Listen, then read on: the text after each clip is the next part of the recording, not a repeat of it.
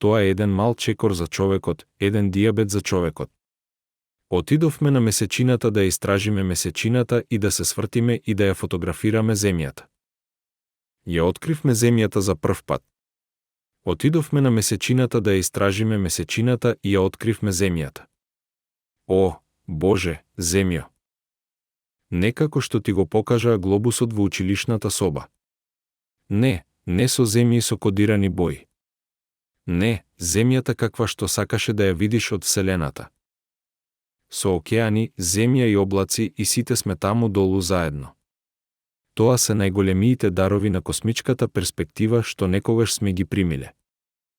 Нашата сакана планета е само една дамка во огромниот универзум.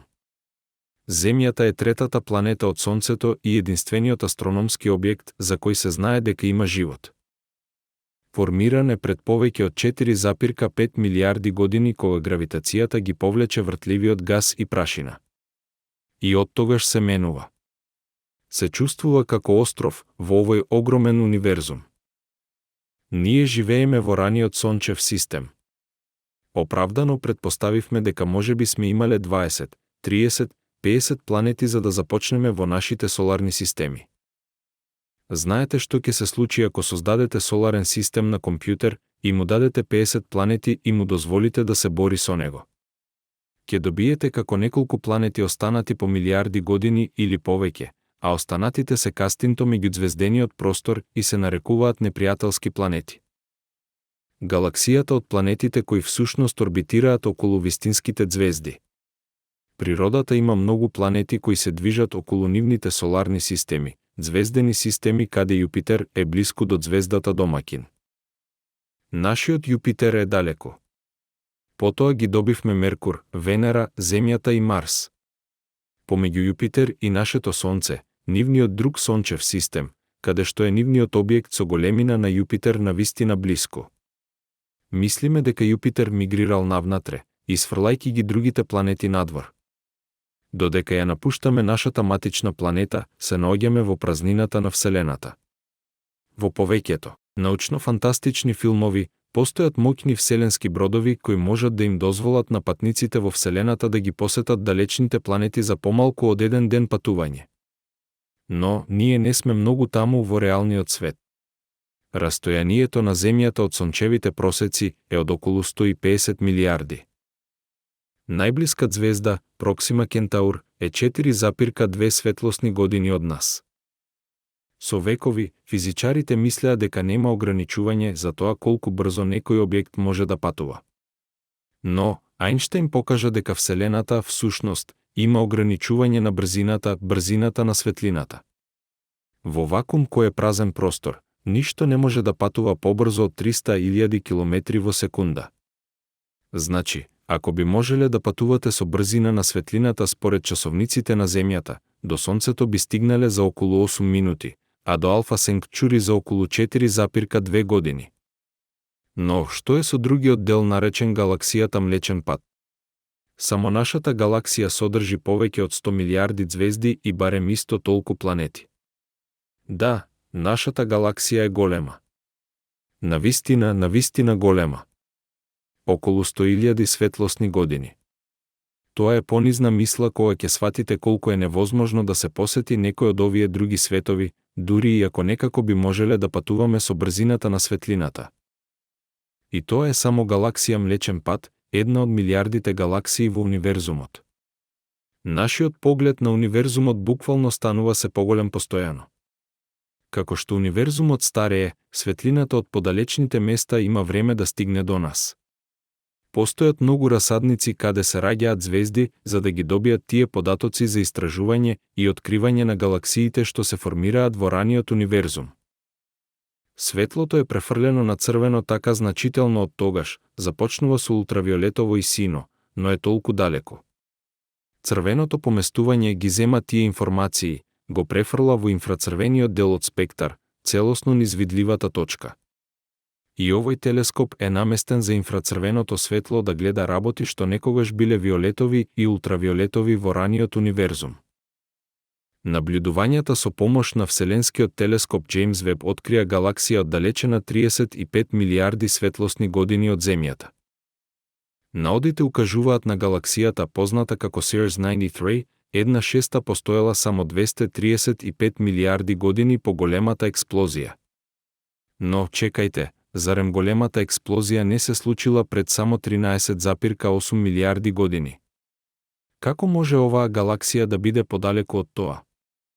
И колку е голем универзумот, навистина за сето тоа време што и требаше на светлината да патува 13,8 милиарди светлосни години, универзумот се шири. Колку подалеку е галаксијата, толку побрзо се оддалечува од нас. Се во овој универзум беше на истото место во исто време. И ние тоа го нарекуваме голема експлозија. Мора да одите наназад 13,8 милиарди години, а целиот универзум во тој момент беше во својот центар. Отстранете една од димензиите, бидејќи нашиот мозок е премногу слаб. Замислете 4 димензии или 5 димензии. Само одземете димензија и ставете го целиот универзум на површината на балон. Нацртајте мали спирални галаксии, надувајте го балонот. Сите галаксии се подалеку од сите други галаксии. Не, но навистина каде е центарот? Дали сте во центарот? Никој не може да каже дека сте во центарот. Знаете зошто? Бидејќи центарот не е на таа површина. Центарот е кога балонот бил помал, кога балонот бил бесконечно мал пред 13,8 милиарди години. И кога тоа се случи, сите беа во центарот. Наблюдуваниот универзум моментално е 93 милиарди светлина години и веројатно има многу повеќе универзуми надвор од наблюдуваниот универзум. Целиот универзум е веројатно бесконечен. Гледаме до работ на видливиот универзум и ја гледаме светлината која патува 13,8 милиарди години. Тоа ни дава доказ за големата експлозија за тој дел од универзумот, доживувајќи ја на време кога ја испушта таа светлина. Тој хоризонт продолжува да истиснува додека гледаме докази за големата експлозија. Се уште се движиме во универзум кој е наш, целосно замислете го денот кога тој хоризонт го мие последниот дел од материјата што го доживеа големата експлозија.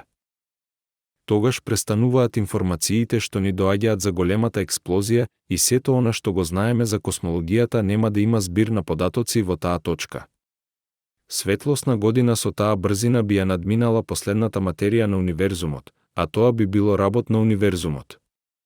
Поради оваа крајна космичка граница на брзина што ја споменавме претходно, ништо не може да ја надмине брзината на светлината. Законите на физиката ја ограничуваат секоја брзина на кое било вселенско летало што патува низ Вселената на помала од брзината на светлината. Значи, ако нема да играте игри замислувајќи дека всушност можеме да ја искривуваме тканината на вселенскиот фетамин, да се постигне одлично патување во Вселената е предизвик.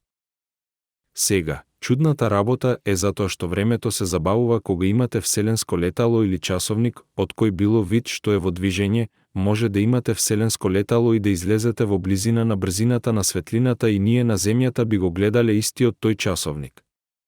И нејзиниот часовник би го оддалечувал времето толку бавно што на човекот на бродот, тие би можеле да одат многу подалеку отколку што би помислиле дека ќе можат ако не го земеме предвид тоа.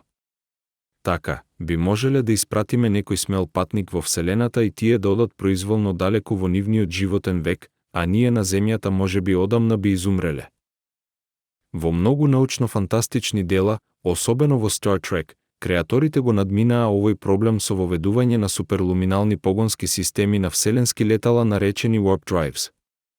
Работеа со генерирање на искривени полиња за да се формира меур од подпросторот што го обвид звездениот брод, искривувајќи го локалниот просторно-временски континуум и придвижувајќи го звездениот брод со брзини кои би можеле значително да ја надминат брзината на светлината. Почесто отколку не, идеите кои се вообичаени во научната фантастика имаат основа во научниот факт, а двигателите за искривување не се исклучок. Овој концепт во физиката е познат како Alcubierre Warp Drive. Майкл Бир, кој го гледаше Star Trek еден ден и забележа како Enterprise ја прегази Вселената со тоа што го стегна просторот пред себе и да го прошират просторот зад себе за да не одат до звездите, звездите доаѓаат кај нив, тоа се нарекува погон Алкабир. Сега, следното прашање е, што е финтата? А тоа е енергијата. Веројатно ќе треба да имате енергија споредлива со онаа на црната дупка. Моќта е можеби да се искористи или да се компресира просторот за да се помине низ галактички растојанија.